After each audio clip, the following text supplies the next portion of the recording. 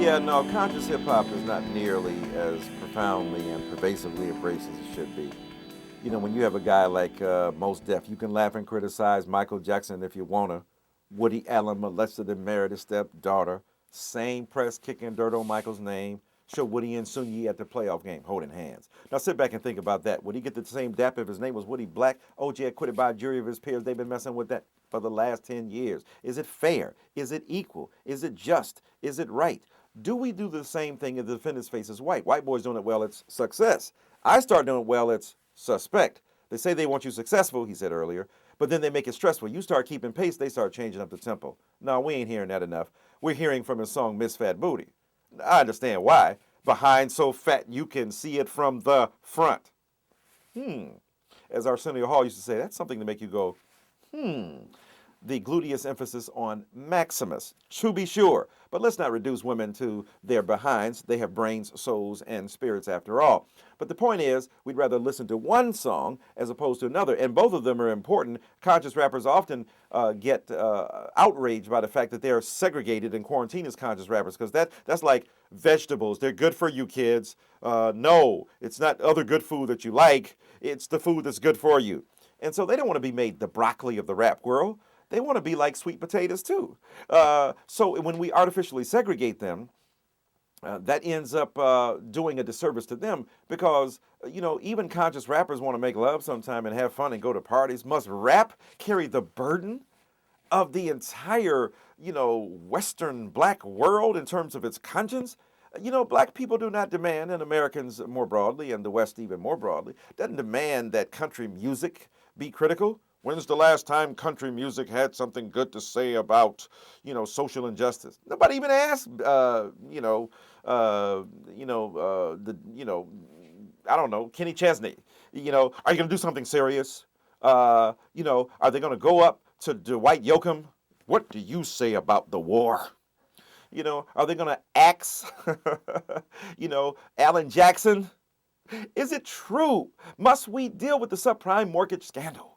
So the thing is, why is it that we put on the backs of 17, 18, 19, 20, 20-year-olds burdens that we don't artistically assign to arguably equally enlightened and even more established artists? Now, part of that has to do with the fact that hip-hop has sold itself as the stuff. You know, we are the headquarters of the authentic.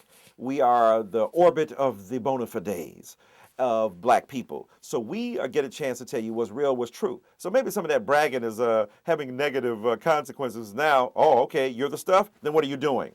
But having said that, conscious rap by Common doesn't get nearly as much play.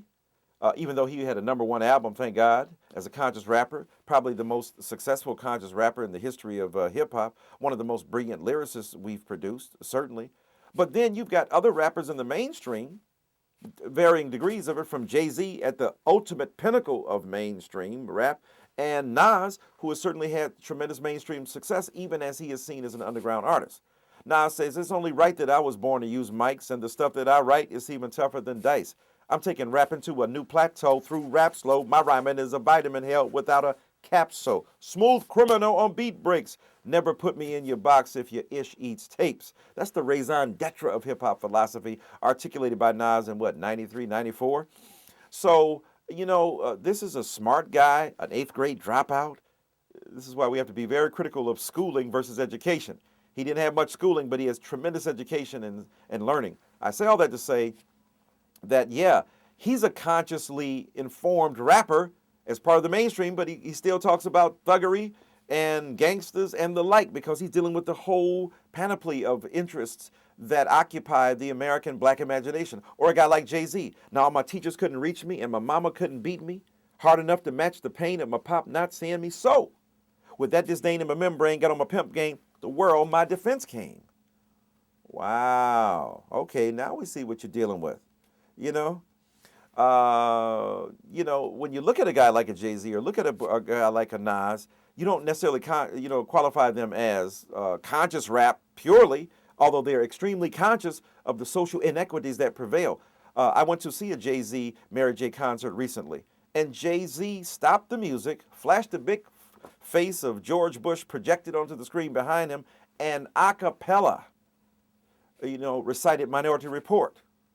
And boy, was it powerful, because people actually heard the words. And he was critical of the Bush administration, and critical, because he wouldn't have been a Bush, he would have been another orchid among poor kids, right? Had he been left down. If his jet blew he wasn't.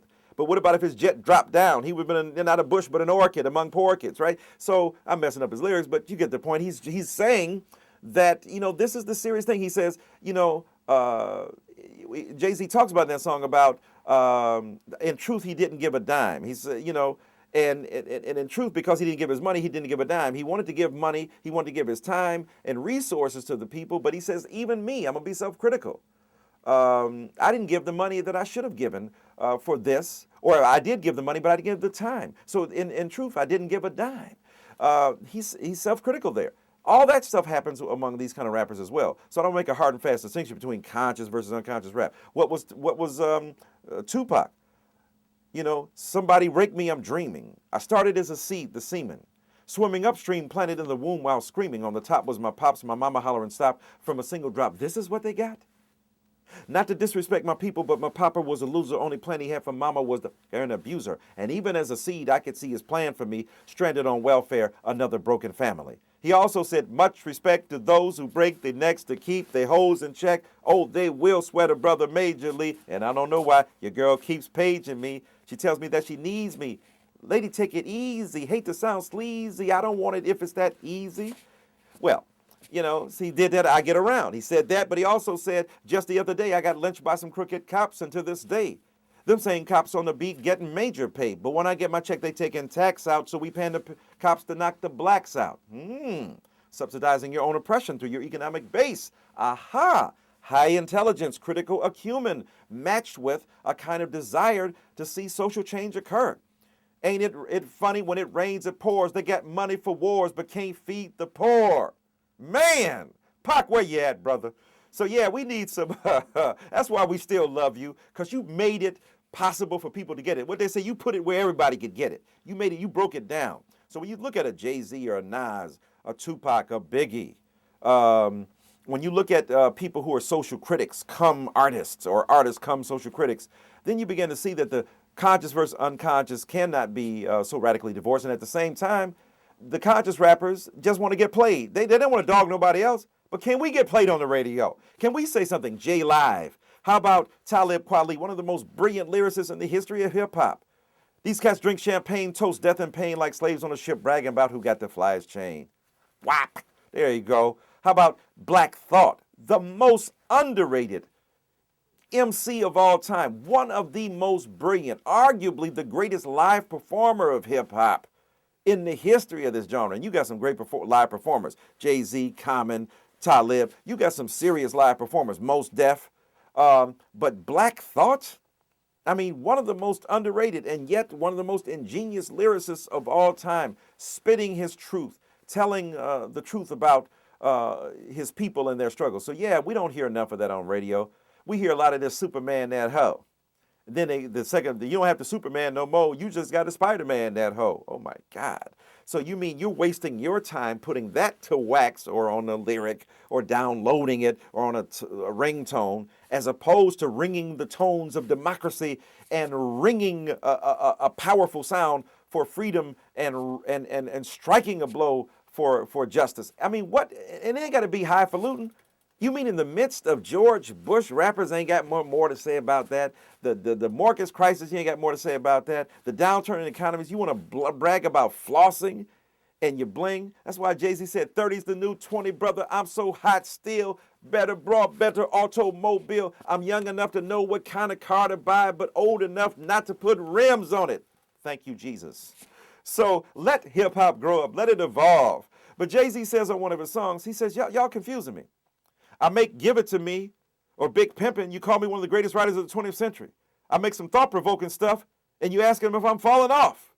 So he made a song called Ignorant-ish. And he says, let me give it to you right now. All the stuff I can't say. He says, all right, don't act like you don't like it. That's what you like. Because you don't like it when I tell you the games, the people, your beats did it, your gangster look did it, Your lyrics didn't. Your gangster rap did. You know, I'm messing up his lyrics. But the point is, he's saying, look, here I am speaking about something edifying, important, insightful. And then, you know, you don't want to hear me. Oh, that's old. That's too, we don't want to deal with that. But if I talk about something about pimping and hoes, then you down with it. This is the conundrum we've forever faced, a paradox even. That is, black people in particular, but others claim they want edifying art. When we make edifying art, they don't buy it. They don't go see it. Make a great movie like Talk to Me from Casey Lemons, a brilliant movie about a real historical figure and her take on it. It didn't do as well as it should have. The Great Debaters, not as it should have. And these are great pieces of art. But then if we make Booty Call Part 25, I ain't mad at Booty Call. Part 1 was great. But, you know, I mean, we don't have to be either or, but when it turns out to be we're either supporting booty calls or the other stuff, that's when it becomes problematic, and that's when it gets really, really, really serious. So, yeah, to answer your question, yes, there's not enough conscious hip-hop on radio, and there's so much more intelligent and lucid expression that needs to be heard from, and unfortunately, they're not part of the top 10 playlist.